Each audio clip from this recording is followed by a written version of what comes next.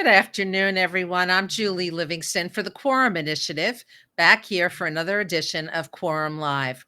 The Quorum Initiative is a global organization of professional women based, we have chapters in New York City, Washington, D.C., St. Joseph's, Missouri, and London, England. And we gather together to work toward creating change in the workplace. We want to see more of a direct path to leadership positions for women. We want to attract more venture capital money to women owned and led companies. And we want to see more female representation on corporate boards.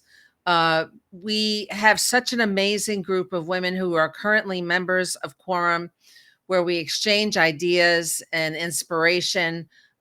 We actually have a designated portal where we do that. So our community is very active and alive, and I encourage you to join us and check out all that Quorum has to offer. In about a week and a half, we will have our annual Quorum retreat at the Blue Fox Motel in Narrowsburg, New York, and that's always a real treat of self-care time. So check it out on thequoruminitiative.com. Today, I am so glad to welcome my special guest. She is a Quorum board member, Ellen Federico. And Ellen is founder of the Event Group, a corporate event planning firm that's based in Manhattan in New York City since 1986. She's a writer, speaker, and certified monarch butterfly conservationist. She's going to tell us about that in a minute, who maintains sustainable habitats on Fire Island, New York. Ellen has been featured on the NBC Today Show and in the New Yorker magazine as the butterfly lady of Fire Island. She's a habitat consultant and offers workshops for both adults and kids and school groups. She's just published her first children's picture book entitled Butterfly Island and the Invincible Crew. And she's going to tell us about that and her journey towards publishing her first book today. She's also available for live signings of the book and readings. So welcome, Ellen. So great to have you here. Thank you. Good morning. So Ellen, tell us a little bit more about your backstory, where you're from, your education, how you got started in business and more. Okay, so I'm a New Yorker, but I was born and raised on the South Shore of Long Island and also Fire Island, which is a barrier reef that lies parallel to Long Island, just a 60-minute train ride into Manhattan. And I come from a large family. I'm the oldest of 8. And my parents ran a sightseeing business on the bay, the Great South Bay between Long Island and Fire Island. Oh. And my father piloted the boat, and my mother booked in all of the groups, and the two of them raised all of us children. And I am here in our childhood home where it was back then just a 2-family Cape Cod cottage. So you can imagine it was very active and lively with all of us kids and our friends. Okay. And it was just a wonderful, wonderful childhood. And Fire Island itself is very beautiful. It's not very wide. We are at Lonelyville. This is the little hamlet that our home is in, is the most narrow part of Fire Island. And I would say, I'll give you a measurement in houses. That's about 10 houses from ocean to bay. Wow. So quite narrow. And as New Yorkers know, it's prone to, when hurricanes come in storms, we're like the Marines on the wall for the Gold Coast of Long Island. So we've been raised in all kinds of weather, and growing up here, it really was the foundation that I'm so grateful for now, that I can see, that prepared me for going into Manhattan and starting a special event and meeting planning business, and all of the challenges or storms that can, come up, and how to handle them with a cool head. And also, the boardrooms and clients, and how just even learning what the weather signs were that my father taught us, okay, prior to the weather changing for the worst or the better. Birds flying low, fish feeding on rocks, patterns of the clouds, all of those things, believe it or not, uh, did help me navigate my way through many a meeting and event and boardroom. I So, That's amazing. I mean, yeah, that is such specific training for crisis management. absolutely. Absolutely. What a great skill to have. Yes, I'm grateful to them. And so, growing up here, we have schools, beautiful schools. And I finished high school out on Long Island. And then I moved into Manhattan to study film production. That was what I set my dream sights on Right? when I moved into Manhattan. And I did that at 17. I doubled up in high school early to graduate early because I was eager to get out of the small town and off the island and get into the big city and get going. So, of course, I learned everything the hard way. And when I went into Manhattan, I went to school at NYU, the New School, and the American Academy of Theatrical Arts for more of the film production courses that the other schools I didn't think had the best at the time. Now they do. And I worked to live in Manhattan and pay my bills. I worked 2 to 3 jobs. So I was going to like 2 to 3 schools, working 2 to 3 jobs. Oh my So god. already here comes the multitasking and the scheduling, and I loved it all. And it was those first jobs in Manhattan as a very young girl. I mean, I had just turned 18. I happened to walk into a restaurant under construction that was called One Fifth on the corner of Fifth Avenue and 8th Street, Sure, no, well, which ended up becoming a very posh, trendy, uh, the it place to be. Um, and they hired me with not a lot of experience. I mean, I had the experience working on my father's sightseeing boat, but I had no other experience. So I was very confident, and they hired me on one skill I could do that no one else could do, and I could shuck clams and oysters coming from Fire Island. right, sure. So I got that job in the front of the restaurant. They actually they tested me to make sure that I was telling the truth about that, and they gave me a big bucket of oysters and clams to shuck, and I did that. And of course, I could shuck clams and oysters really before I could ride a bicycle. So it was easy for me. And they dolled me all up in a tuxedo and all this. And I had my own bar. And so that was like one of my first jobs. But what a job it was, because of all of the clientele that was coming into this restaurant, half of whom I did not know. But I did know, like, Jackie O, and all of the Saturday Night Live crew would come in every Saturday night Yeah, after their show ended. But the most interesting, I will end with this, is I learned about food and beverage at a higher level right off, high quality. I started to learn about service, okay, back of the house, the kitchen staff, from chef to line cooks to the pâtissière chefs, all the way down. And so this is where my background preparing me to eventually have my own catering company incredible. and event company was coming from.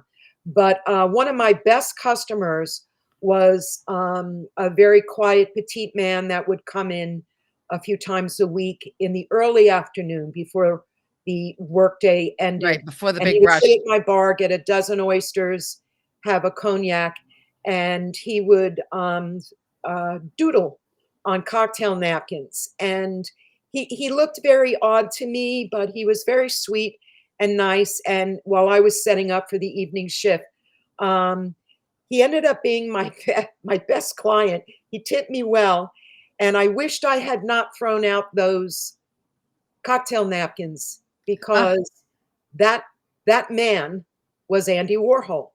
oh my goodness, So I had, wow. I knew his That's name. amazing. Of course, he introduced himself to me, and eventually I learned about, oh, he was an artist, but everyone was an artist. Yeah.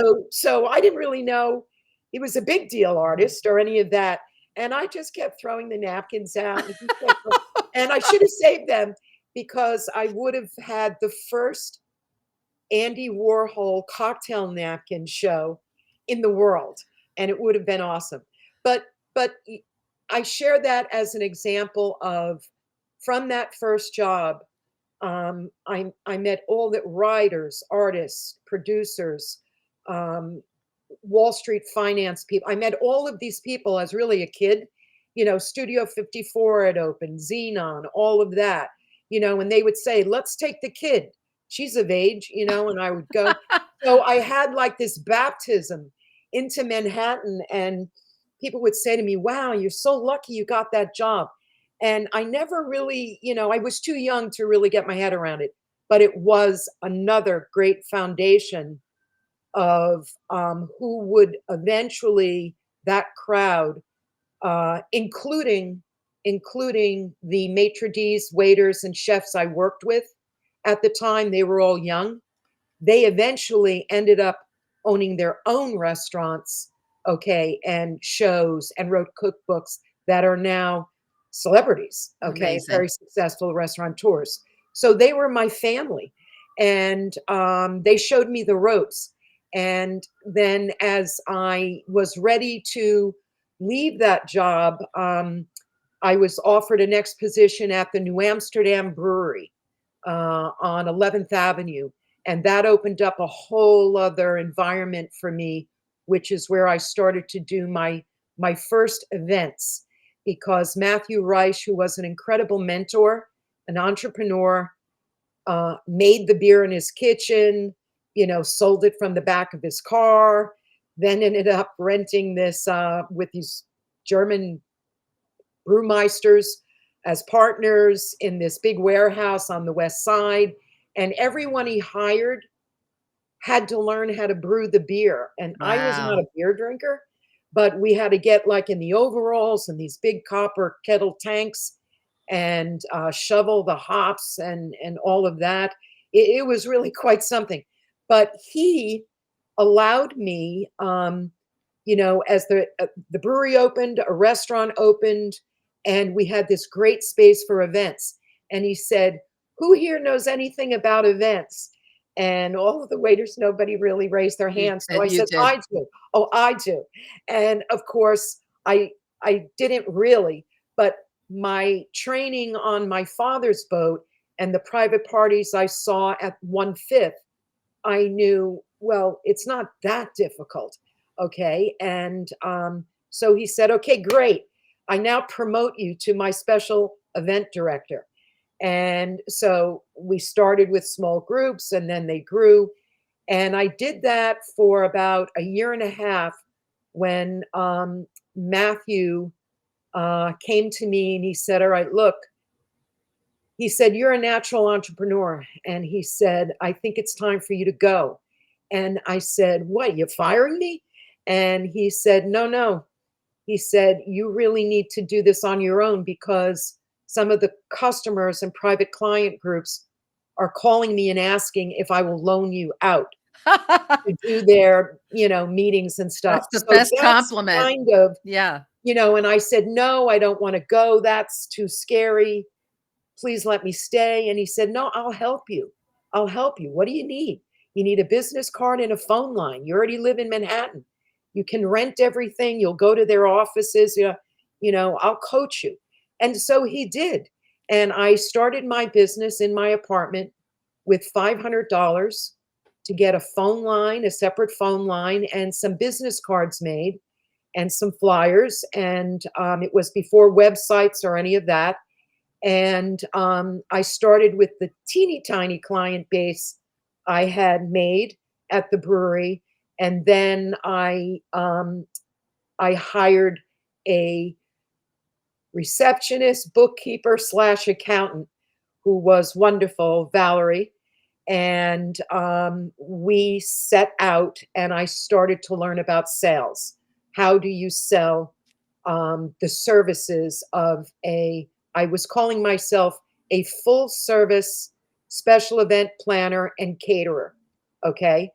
And I hired a lawyer that Matthew referred me to because I had to be incorporated. This was 1986. And he said, pick a name, pick a good name that encompasses that.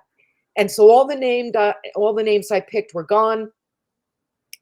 And he goes, well, what are you? And I said, well, we're an event group. It's not just me. It's going to be a group of talented people, and we all work together. And That's he your goes, name. so let's just go with the event group, incorporate. You can change it down the road. And I said, okay, let's go with that. And so we incorporated, we went with that. And then just a few weeks later, I was downtown Manhattan, and I would often go to the South Street Seaport because I would miss being home out on Fire Island. And I would go there to just hear the seagulls and get a breath of salt air and watch the ships go by and the Sure. tankers. And when I was down there, I realized, oh my gosh, I don't know what I'm doing. What am I doing? And I remember turning around right at Pier 17 and looking at all the high rise office buildings of the financial district. And I thought, wow, I never looked at Wall Street and this whole area from the seaport. And as I was having a little meltdown about, I don't think I can run this company or do this, I was starting to see light bulb all those buildings and all those offices All of your client potential clients. prospects. Yeah. Okay. And then I looked back at the seaport and I went in and looked around and I was looking for any brochure, anything of what goes on here. Is there anything going on here? And I looked at the space inside, outside, and I said, this would be the most awesome strategic location for a special event program. Okay. Plus, they had food vendors. And I thought, all right, how could I work that in? And I thought, I have to find out who owns this place. And I'm going to go pitch them, let's do private events. And so I found out it was the Rouse Corporation, a multi-million dollar real estate firm. And I think it took me 2 or 3 tries. I found their office at the seaport. I went in. I became friendly with the receptionist, Jody, who was very nice. And she got me an appointment with the president down at the seaport. And she said, I'll get you 30 minutes. And I said, that's all I need. And then at the same time, and this is important for everyone, especially young women, at the same time that I became incorporated and had this scathingly brilliant idea, I thought, I don't think I can do this on my own. So I should bring in a partner. And I see it's probably better if I bring in a man, okay, a male partner, so that they take me seriously. And so I did. So I was friendly with one of the staff members at the New Amsterdam Brewery, David. And I asked him, do you want to be my partner in this? And he went, okay. And so guess what are we doing? And I said, we're going to do what we did there, except we're taking it on the road, specifically the South Street Seaport. And David was in the city as an actor. So he had a great presence. And, if I gave him the script and the words and the information, he was a wonderful, sidekick for me Yeah. in our Yeah. selling pitch. So we pitched the seaport, and they were a little skeptical at first. And then I said, think about it. And I I said, I have an event coming up. I invite you to come. And it was actually back at the brewery because I thought I don't have any other events to show them. But they wanted to go to the brewery because it was interesting. So they came and they saw, and it was Matthew Reich, though. They asked for the big reference. And he knew how hard I worked. He knew I had the vision, the discipline. And it was that reference that, and my homework and research. Okay. And I had laid out for them a wonderful proposal and plan as to how we could do events indoors and outdoors on their property, that they said, we'll give you 1 year to show us. And we were off and running. Running. That's what I'm hearing you say, Ellen, is that you've strung together, you've taken micro steps all the way. Yep. And with every step, you're building up your skill set and Yes. your connections and relationships with people. I'm Yes. hearing again and again how you're talking about the strong interpersonal relationships that you've had Yes. that have consistently helped you build something, which led to your event business, which is Yeah, amazing. absolutely. And the mentoring, especially, so important to mentor younger women and men too. But Absolutely. that if it wasn't for those older, more experienced business people believing in me and teaching me, and they weren't afraid to call me out and correct me on things, but they did it in a way that was because they believed in my potential. So they trained me and taught me, and I took that and just took it further.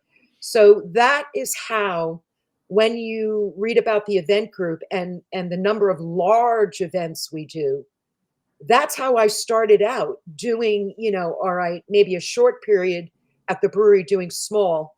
But we stepped out doing large events, That's great. 300, 500, 1,000. So that became the norm for me. And I loved them. I wasn't frightened of them. The bigger they were, the better they were to me. I had to learn all about working outdoors and those challenges, weather, permits, the city, backup plans, plan A, B, C, D, and giving the clients comfort in knowing if they're going to invest all this money Yeah. in an outdoor event and it rains, we don't want to. So all of those, it was really, again, being baptized into fire, okay, and doing it. Right. Right. But I did thoroughly research, and I would sleep with one eye open, running through the checklist, the rental lists. I made friends with two guys in the weather towers at LaGuardia and Islip Airport, meteorologists, to get the best weather forecast like 3 days out. So I could monitor all of that, event planning, meeting planning, any kind of coordination and planning that way. They call us the Code Red Junkies. It is highly stressful. It is live. There are no rehearsals. There are no redos. Okay. Your planning and checklists are vital. And that's why the best events, the biggest events, the smallest, most important events are planned months and weeks, mainly months out. And you just go over those lists and meet and test over and over. And, and there's no such thing as a perfect event. I will tell you that. Right. There's And my always something that you could there's have. always something, Yeah, there's always always something. something. So And so you have to trust venues, vendors, staff. At any time, any one of those elements can take you down as the owner and your reputation.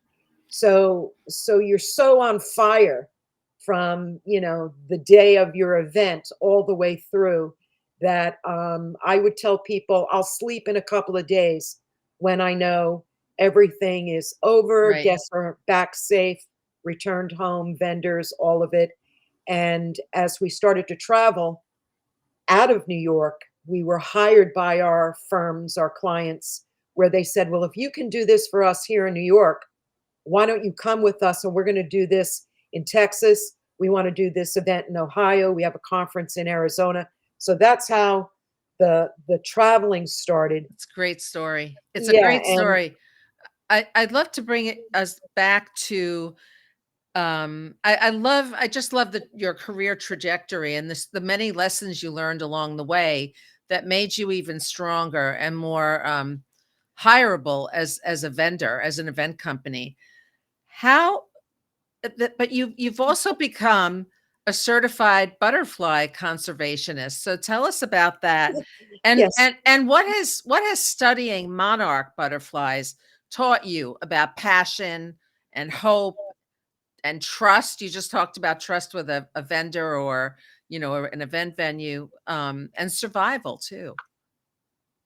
Well, from what I've just shared, um, and also starting in Manhattan, in the greatest city in the world, where something is happening every day, um, you know, as the years passed, okay, we were doing well. We were growing fast out of the apartment into a little two-story building in the meatpacking district when it wasn't pretty or trendy. Building a kitchen, um, unloading at night with butchers and fishmongers helping us. Okay, all those things, um, and success, word of mouth, awesome clients, brought us all to 9/11. And when 9/11 hit, okay, my business was probably at its peak, and that shut down more than Yeah. half of my industry. At that time, if if some of you recall, the city was on a lockdown for a few days. My parents were out at the beach. They were concerned. I finally got out there to see them because there was nothing we could do. Actually, my kitchen and office and design shop were over on West 13th Street between 9th and 10th Avenue. And the FBI took over our block. And actually, I was in my kitchen and I stayed there the first 3 days, just me. I slept on the prep tables. I was afraid to leave. I got help to turn the gas off, and you know, they were using the FBI were using the building as their little meeting place until they found another. So when So I left and went out to the beach, I'm sure I was in a post-traumatic stress state of mind, and this is when I laid out on the back deck on the lounge under the sky, and my mother and father, especially my father, because it was September, and that's monarch migrating season. ah, That is when all the monarch butterflies migrate from Canada and the Northeast over Long Island and Fire Island because it is a natural super flyway. And I knew this from a child because when I was little, my birthday is September 27th. We could go outside and raise our hands, and there were so many millions of monarchs at that time, our fingers could actually touch their wings. That, of course, is how magical. changed since then. But while I was there, my parents were obviously trying to comfort me, but my father kept showing me and talking to me about the monarchs, and my eyes were on the sky. I mean, my eyes were just locked on the sky from what had just happened in the city. But rather than looking at for something fearful, he was directing me towards something beautiful and extraordinary. And the more he kept telling me about these monarchs, that they're all butterflies live only 4 to 6 weeks. These are the only butterflies in the world that live 9 months to make this 3,000-mile journey. Wow. And at the time, we didn't even know where they were flying to. Um, we soon found out with some studying that they fly to Mexico. They fly 3,000 miles all the way to Mexico where they rest over winter. But he also showed me, this plant that was always growing around the beach and the dunes called milkweed. It was just a weed. And I'd say, "It's just a weed, Dad." And he'd say, "No, no, that is the only plant that female monarch butterflies will lay their eggs on because their caterpillars will only eat that milkweed, nothing else. And it has this poisonous or this toxic glycoside in it, a milk sap that they can ingest it, but it protects them from their predators, spiders and birds and whatnot." So he kept going on and on. And I stayed there 2 weeks. And by the end of those 2 weeks, he had brought out some books for me. And now I was like hooked on to these monarchs, probably as a survival safety mechanism. And he was preparing me also to go back into the city. And he was then, I could see the lessons changing Right. into, and they fly against all odds and all weather, every day up to 90 miles a day. And they fly together in their flutters because it's safer. So I saw, it wasn't until later that I realized what he was doing. He was calming me down, and my mother also. They were then building me up, my courage. They were trying to refire me to go back into the city, Sure. okay, to begin anew. And so I went back in, and but I started my first habitat. I planted my first habitat because I wanted to see for myself that he kept saying, if you plant it, you plant that milkweed, They will they come. will come. And so I'm like, yeah, let me see if that's true. And so I did. And the monarchs came. My father was a great man, a, a seaman, a retired naval officer, a navigator, a shrewd tactician, father of 8, 5 daughters. He was bald by the time he was 40 from all of us, but just tremendous. And of course, my mother was the admiral really behind the captain. So I had awesome parents that,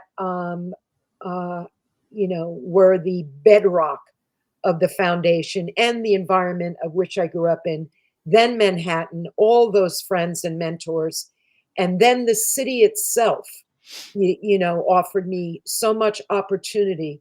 And so my dream when I first went in to produce film, okay, I took advantage of the opportunities to produce events. So it's important, I think, for um, younger people to it's not so much you come in with a dream or some dreams, but always look for the opportunities that segue off those Sure. dreams.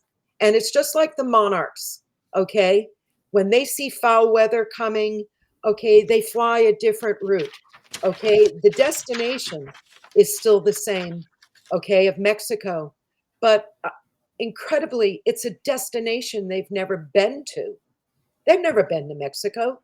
This is a fourth generation, okay, that was born in Canada in August and, upstate New York, Long Island, okay, and they're heading to a place they have never been to. They have no map, no GPS system. So, how do they know how to get there?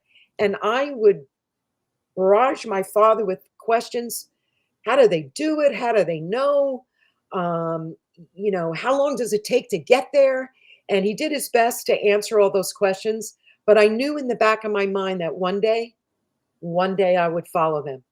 And so as my career came back in the business after 9/11, that was a beginning anew. And that's one of the big messages in my children's book, not That just that's the what I wanna ask you conservation about. message. Yeah. Yeah, the conservation message is no milkweed, no monarchs. It's as simple as that. If that's the only plant the female moms will lay their eggs on and that their kids are going to eat, that's it. So you have to plant milkweed, and by planting milkweed, we can build back this population Right. that really are at risk of becoming endangered. So many lessons there, Ellen. And it's such a metaphor for a lot of different things. So you've been sharing this knowledge, your knowledge of butterflies with students of all ages for decades now. How did the idea for your book um, come into being? And tell us a little bit about your collaboration with the illustrator Tracy Dockray. Tracy, yes. So that hobby became more of a hobby, simultaneously running with the business. And I was also writing. Um, I knew after 9/11 that I had to make a long term plan for myself. So I said, at 60, I think it will be time to try something new and not be an event planner, because I knew the energy and physical energy and mental energy it took to do that. Yeah. So I started the monarch habitat and grew it, and it got bigger. And then the children were interested, then the neighbors, the adults. And so that started growing. Then I was already doing little lessons in my habitat pen, and then the lessons turned into workshops. Okay. And so right before I met Tracy, I was running my business, running these workshops out at the beach on monarch conservation, and all was going well until Superstorm Sandy hit. Ah, So you see the course in my life, okay? Um, waves, challenges. Okay. So how do you come through those challenges? So it was actually the children, and this is the reason for the book and Tracy. After everything was, my house was fine.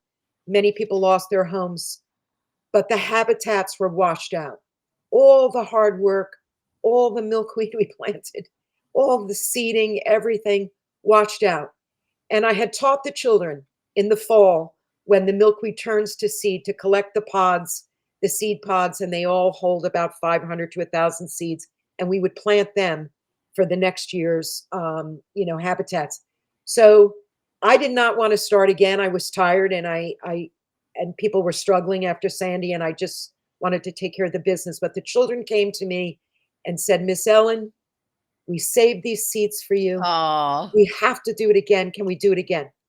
So who can say no to that? So we did. It took a few years. We brought the habitats back.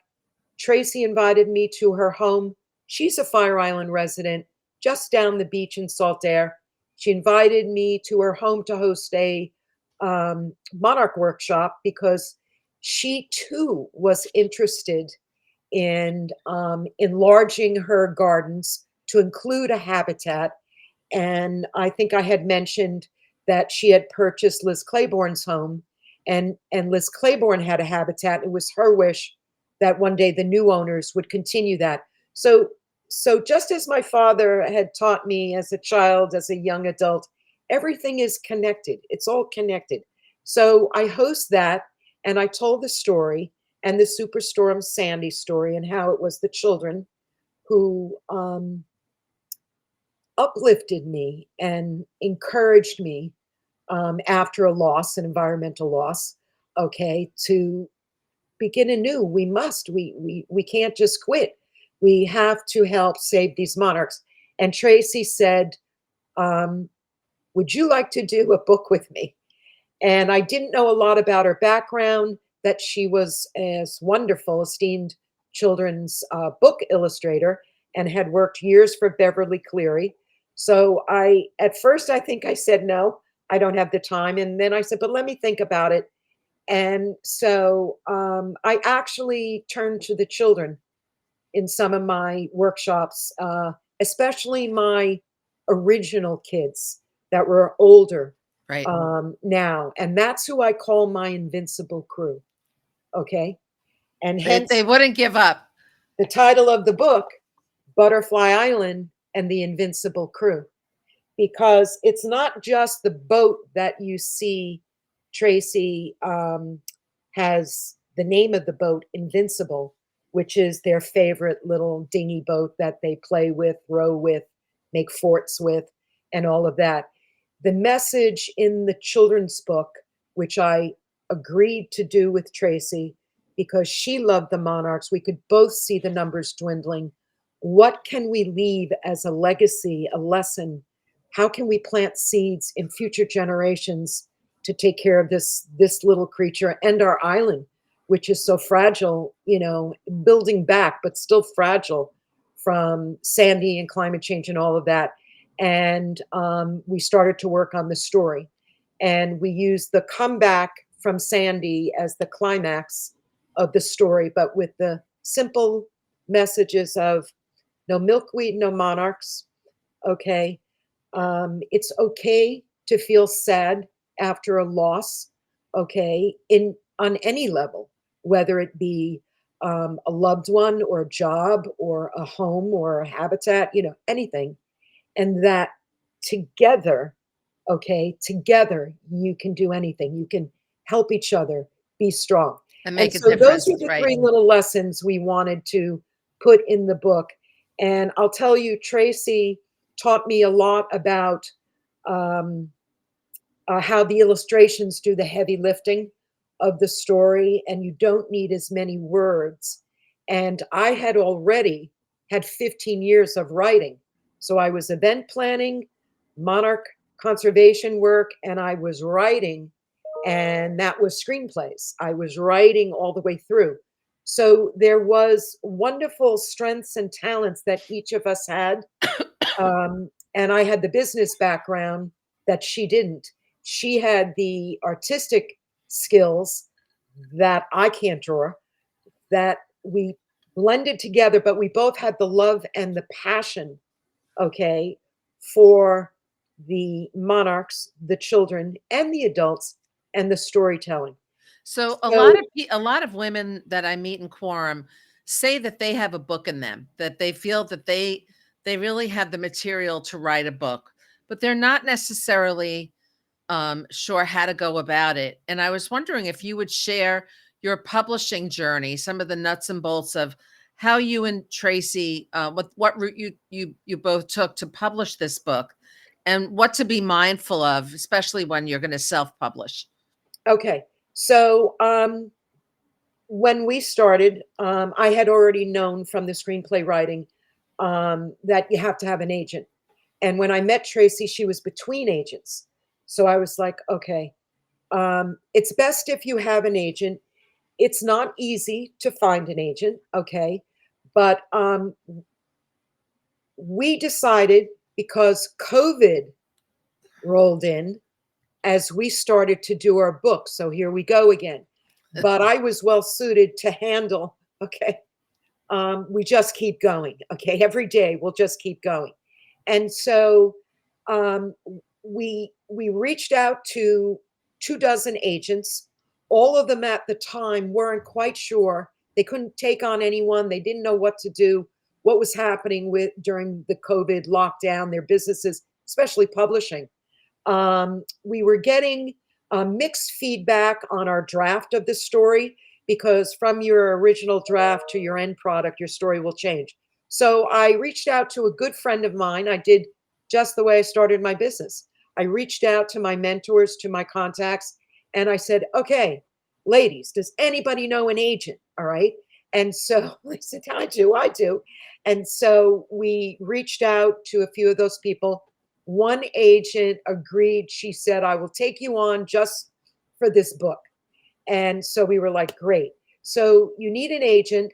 And then that agent explained to us that the publishing companies were saying traditional big house publishing, which everyone wants to get signed with. Sure, of And if course. you're a celebrity or an influencer, you'll get signed right away and get a book deal. But if you're not, like Tracy and I, okay, it's going to be rough. So adding COVID, they were saying, look, you might have a great book here. We like the idea, it's clever, but we can't promise you a finished printed book, maybe 2 to 3 years because of supply chain issues. So we were like, 2 to 3 years. I said, Tracy, I can't wait that long. Okay. She said, well, let's look into self publishing and hybrid publishing. Let's look into that and we can go faster. And so we started to research that because that was becoming popular. And our agent said, okay, but it's, you're going to do all the work or a lot of the work. But we soon learned that even if we had been signed by a big house publisher, we were still going to do a lot of all that work.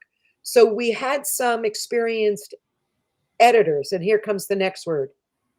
You need an agent And an And the editor. most important investment you'll ever make is a good editor, because it's really the editors are like the event planners. Okay. You hire one good event planner who knows all the best uh, chefs, caterers, floral designers, entertainment, where all the venues are, transportation. They know or they're connected to. So that is critically important. And through that editor, you might even do that at the same time as searching an agent, because editors know all the good agents, or they know who has room to take on a new client or a new book. And keep in mind, Tracy and I were doing a children's picture book, a lot more complicated than a fiction, nonfiction text Right. plus straight copy. That's a lot easier in the formatting and production of, and more cost effective. So I would say my advice is everybody has a story, and you should if that story keeps gnawing at you You and got to do keeping it. you awake, you've got to birth that story one way or another. And you can choose self-publishing, okay? But also I advise take some courses, first of all, in writing and in the publishing industry.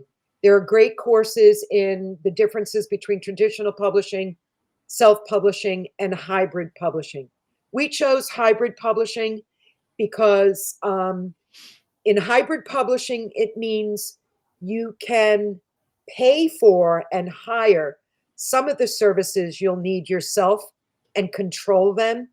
And we really wanted a control on the artistic illustrations, okay, and the quality of printing. So you can hire them to do some of the parts or all of the parts. If you're writing a manuscript on, how to be a meeting planner at a corporate firm, you don't need a picture book. So I would recommend hybrid publishing for you, because you can get a good firm that will offer you, they have the editors, the proofreaders, okay, the formatters, Right. They have the and resources. they can turn that book Right. around in a matter of 3 to 4 months. But it's the draft of the book where all the time and years go into. So if you have an idea, okay, take those writing courses, make an outline, take your notes, keep polishing, revising. Okay. It's ongoing. It's never ending. And even when you get your finished product, every time you look at it, you're going to say, wished we would have changed it to Right. Right. Of this. course. Wish Of we would have course. used that. I mean, it's just, like events. It was no perfect event, and we came pretty close, but I would always want to change. If I could do it again, I would have Right. done this. Tra- Tracy, So I how would say that, and save some of your budget, okay, for marketing. So agent, editor, how are you going to publish? Okay. And no matter how you publish, a big traditional house will have a whole marketing department, but actually you'll be the main marketer, the writer. It will be you that will do interviews and signings and readings. And, you will know more about your industry than any in-house, you know, uh, marketing team that are usually quite young. Okay. So you will know, you'll be the expert. So be prepared. There's no shortcuts, no matter which way you decide to go. But self publishing and hybrid publishing have offered us now a faster, more streamlined way of getting a book from here and here uploaded that's online great. to Amazon, Barnes and Noble, and That's your great to know. industry. Yeah. That's great to know. Actually, my father had self-published a book years ago, and eventually a publisher found the book and ended up repackaging it. And And then that's what can yeah, happen, yeah, so that could happen too. because it's all about the money. And if they see you selling books on Amazon, Right. then they'll say, oh, well, Yeah. maybe let's take another look. And that happens quite often. And don't forget, like your dad, um, some of my favorite self-published authors are Jane Austen, Beatrix Potter, Mark Twain, Virginia Woolf. They were all self-publishing. way back when they were told no, no, no, rejection, rejection, rejection. They were actually the early pioneers of self-publishing, So really hybrid publishing. the lesson is don't give up. If you feel like you Of do have course that not. book in you, that you have these options, self-publishing and hybrid publishing. Now I think, can you share the platform that you used to self-publish your book? Yes. First of all, I would like to share, because it took us a while to find this out, that the Book Doctors is a great firm for courses they offer to learn about writing, publishing, self-publishing, hybrid, the differences. Excellent. They can also hook you up with editors and whatnot, and that can lead to agents. And the other one I would recommend is Mary Cole at The Good Story. She's the founder of The Good Story. So those are two great engines, okay, that I would say, That's just like the great. event group. We went with Book Baby because from all the research we did, we thought, okay, they can do all of the parts, some of the parts, and we knew we wanted to find someone that would do some of the parts and we would do the others. Sure. And we went with them, and there are pros and cons. They were good, they're good, okay, but there are pros and cons with every one of these firms, okay. You will always be, you know, the author, illustrator, the boss. You will always have to manage, supervise, and have the final say. You know, you have to monitor every step, and they're getting better, these companies. And I like Book Baby, I do, but don't forget, it's also that trust thing and the vendors they work with, you know, from printing to distribution. And then Sure. there's Amazon, okay, where it's very difficult to find a human being to speak to. So you do need a team, a professional team of experts. And there are other good hybrid companies that I would suggest and rely on, the Book Doctors and Mary Cole at Good Story, to recommend, I because they have a lot of experience. I It's new. Remember, like the internet and websites when we first started. I mean, you know, my email address is the same one I've had for 30 something years. yeah. People hate to write it out, but we had to learn a lot about all of that and the internet before we perfected it to how slick and fast it is today. So I think Well, hybrid publishing and self-publishing is really going to be the way of the future in publishing, and those big houses will have their own self-publishing department. yeah, yeah. Well, Ellen, thank you so much for this conversation. I know My that pleasure. we also want to mention that if people are interested, oh, I love that cover. If First of all, you can pre-order the book on Amazon, right? Yes, it should be Your book, shipping out now. great. Should be I shipping know, out now. I ordered my copy, and also that people can reach out to you through your website, Butterfly Lady of Fire Island, for specific recommendations for editors, because Yes, I know that you were very yes. pleased with the editor that you found, and you're Yeah, happy to there's a share that. few good editors that, Good. if I can save someone time from our research, I'm happy Uh, to share that, that's or any questions they that's might so have. generous. Thank you so much again for guesting with us today on Quorum Live. Everyone else, I hope to see you at the How Retreat coming up on May 18th and 19th at the Blue Fox Motel in Narrowsburg, New York. And I'll also see you next time on Quorum